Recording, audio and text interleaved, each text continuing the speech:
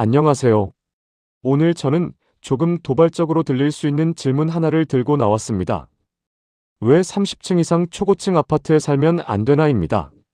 우리는 오랫동안 높은 곳을 성공이라고 불러왔습니다. 더 높은 층, 더 좋은 전망, 더 화려한 커뮤니티. 수직으로 올라갈수록 더 나은 삶이 펼쳐진다고 믿었습니다.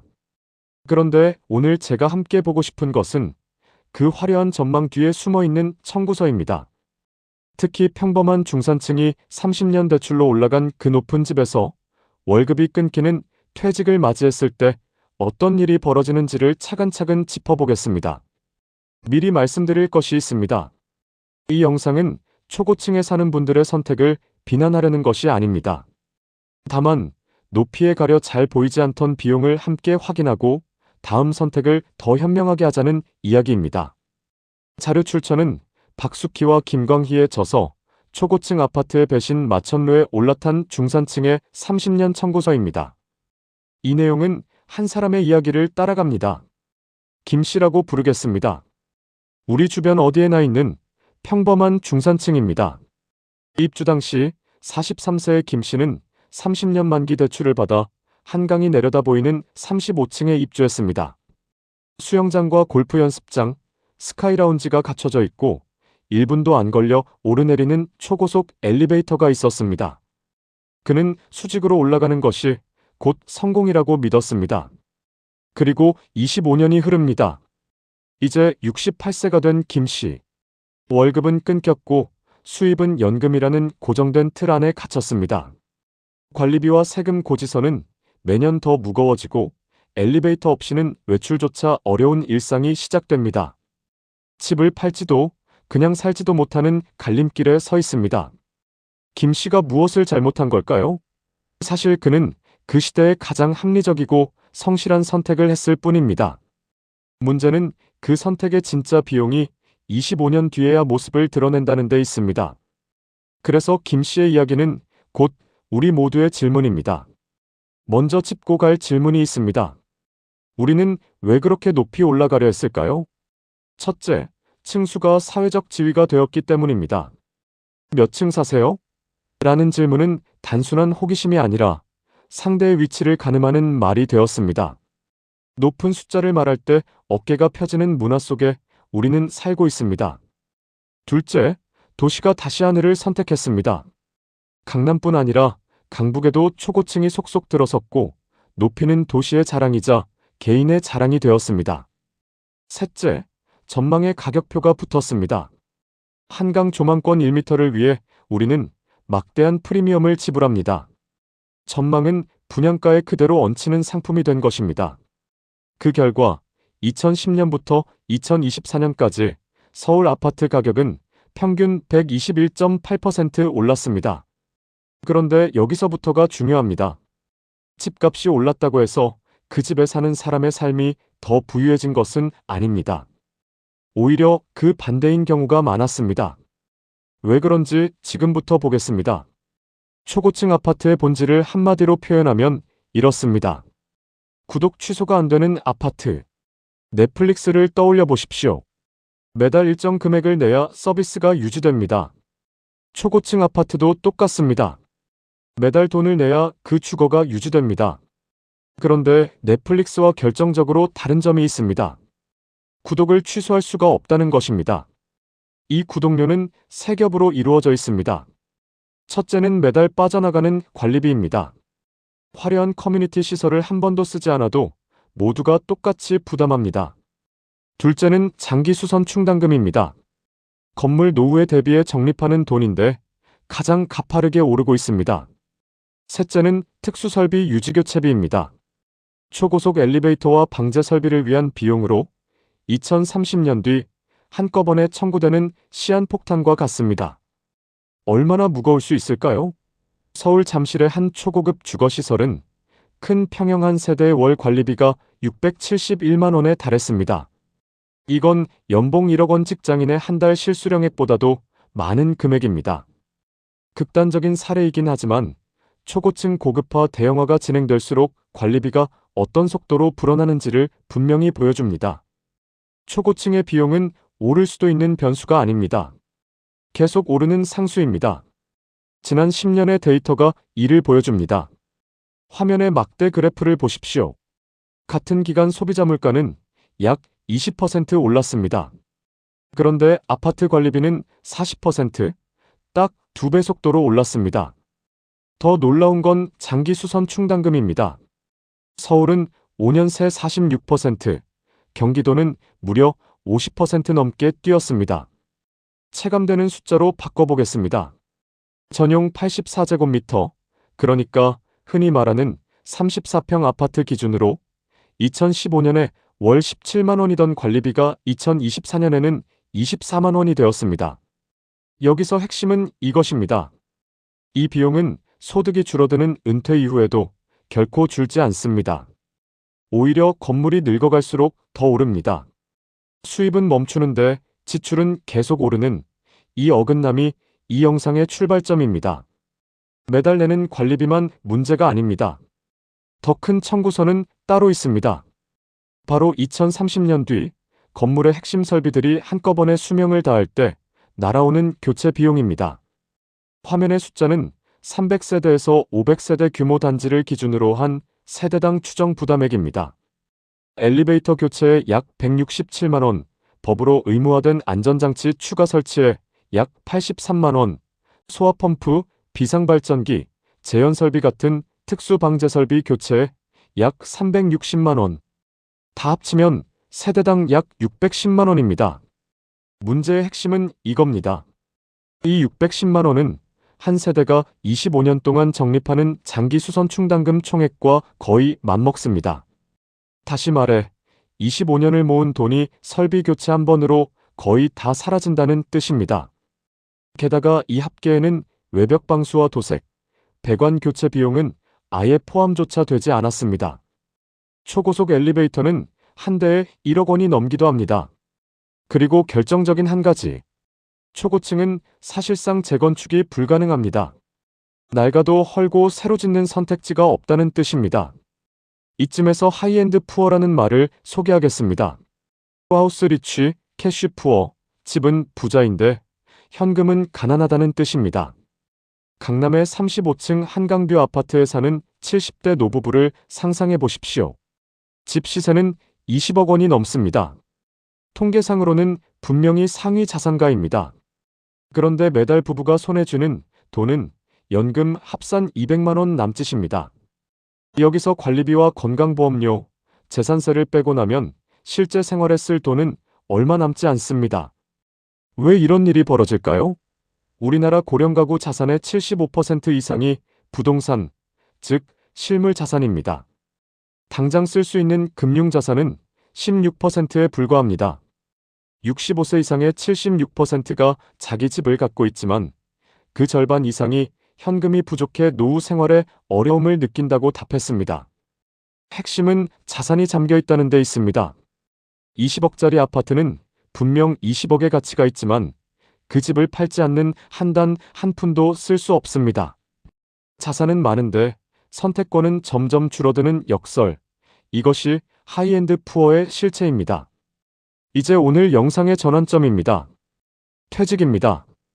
퇴직은 단지 월급이 끊기는 사건이 아닙니다. 늘릴 수 없는 수입과 줄지 않는 지출이 정면으로 충돌하기 시작하는 날입니다. 먼저 수입을 보겠습니다.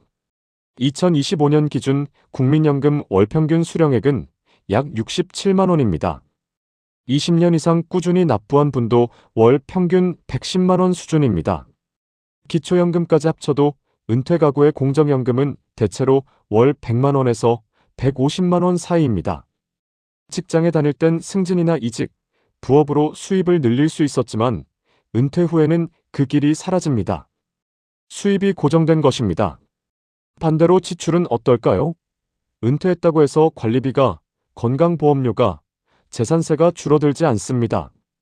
오히려 나이가 들수록 의료비가 늘어납니다. 65세 이상 고령자의 의료비는 전체 국민 평균의 약 2.6배입니다. 건물이 노후할수록 고정지출은 더 증가합니다.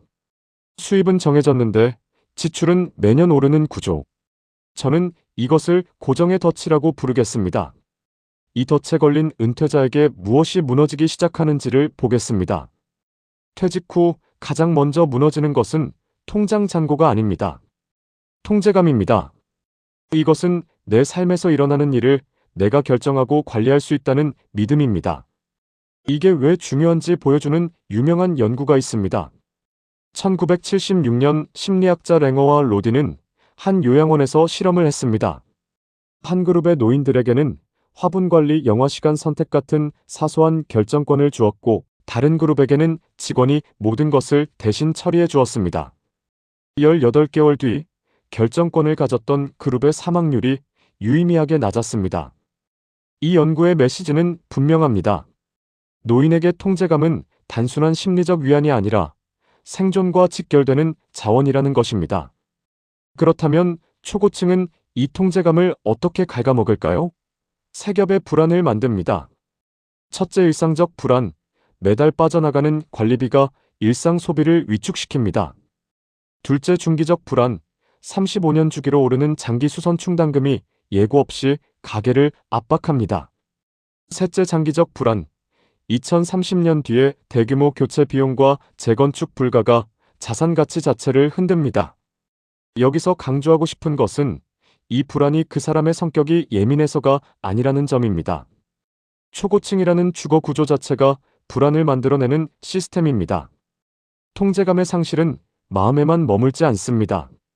곧 몸의 움직임으로 나타납니다. 저층 주택에 사는 노인에게 밖에 나간다는 것은 단순합니다. 현관문을 열고 몇 걸음 걸으면 골목이고 이웃이고 공원입니다. 그런데 35층에 사는 노인에게 외출은 전혀 다른 일이 됩니다.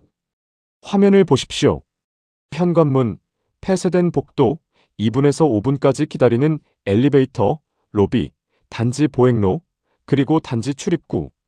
6단계를 거쳐야 비로소 진짜 외출이 시작됩니다. 이게 어떤 결과를 낳을까요? 첫째, 외출이 줄어듭니다.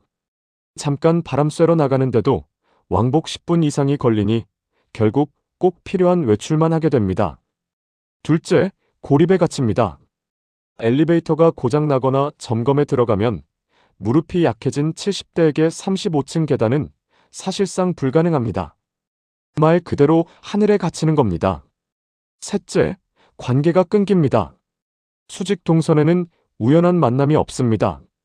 같은 층 이웃의 이름조차 모른 채 수년이 흐릅니다. 수백 가구가 한 건물에 살지만 구조적으로는 혼자 사는 것과 비슷한 상태가 됩니다.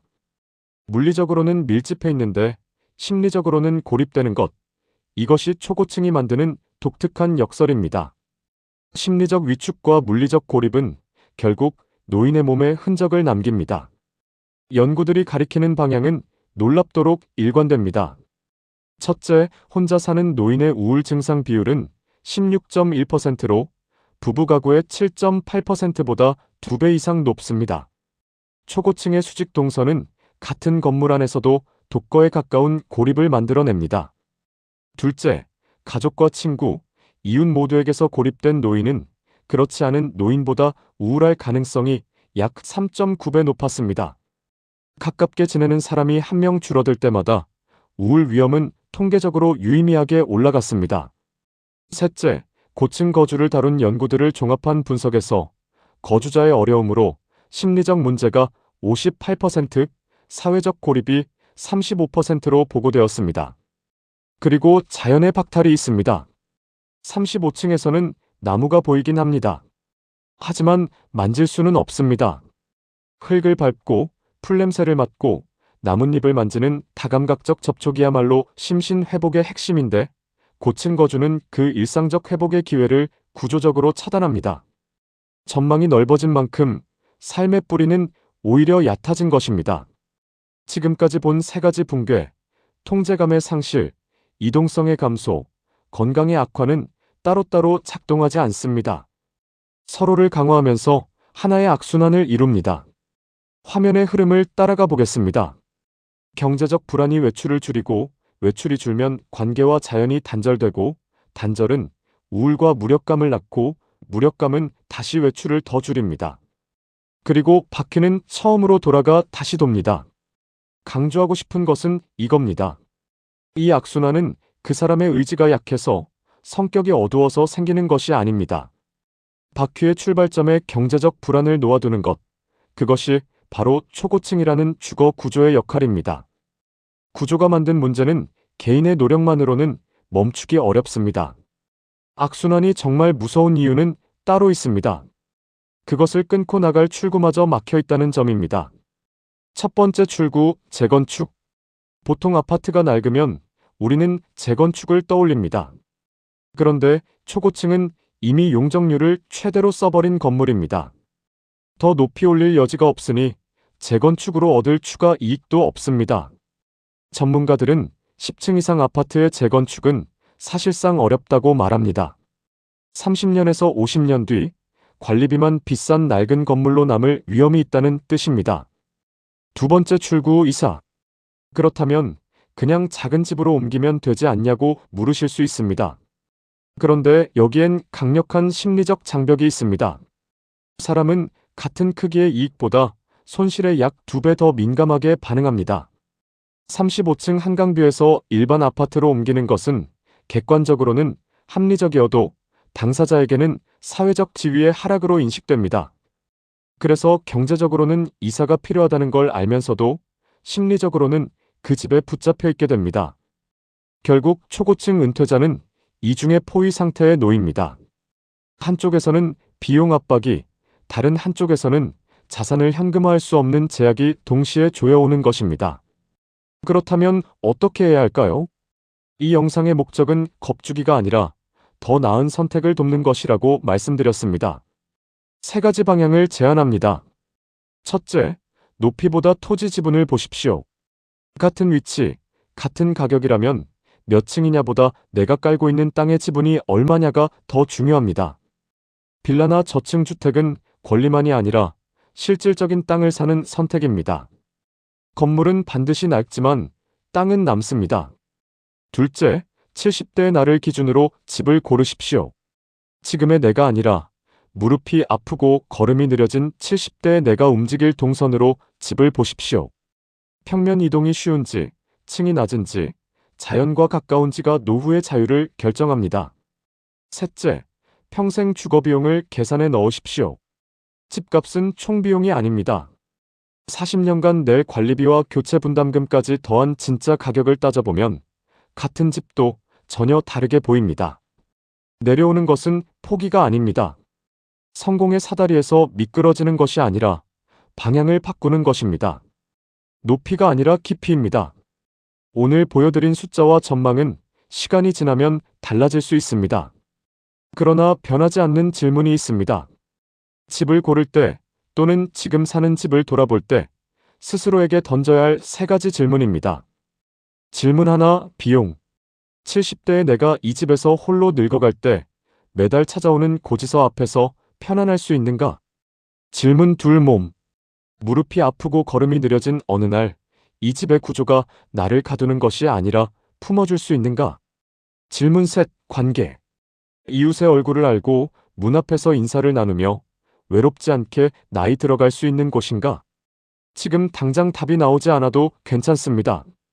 이 세 가지 질문을 마음에 품고 있는 것만으로도 10년 뒤 후회하지 않을 선택에 한 걸음 더 가까워집니다. 이제 마무리하겠습니다. 매달 관리비에 쪼들리며 한강뷰를 지키는 것보다 관리비 걱정 없이 마당에서 손주와 뛰어노는 것이 더 나은 노후일 수 있습니다. 내려온다는 말이 성공의 사다리에서 미끄러지는 것처럼 들릴지도 모릅니다. 우리 사회가 오랫동안 위로 올라가는 것을 성공이라 불러왔으니까요. 하지만 내려오는 것은 숫자의 손실이 아니라 삶의 여백을 되찾는 방향의 전환입니다. 그것은 나 자신과 가족의 미래를 지키려는 가장 현실적인 사랑입니다. 변화에는 용기가 필요합니다. 몇 층 사세요? 라는 질문에 흔들리지 않는 용기, 한강 조망 대신 작은 마당을 선택할 수 있는 용기, 남들의 시선보다 30년 뒤 내 모습을 먼저 생각하는 용기. 하늘이 아닌 땅에, 높이가 아닌 깊이에, 화려함이 아닌 편안함에 여러분의 노후를 세우시기 바랍니다. 마천루를 내려올 용기, 그것이 여러분의 노후와 자산, 그리고 삶을 지키는 가장 현명한 선택이 될 것입니다. 시청해주셔서 감사합니다. 본 영상의 모든 내용과 통계는 단행본 박숙희와 김광희가 저수란 초고층 아파트의 배신 마천루에 올라탄 중산층의 30년 청구서를 토대로 재구성한 것입니다.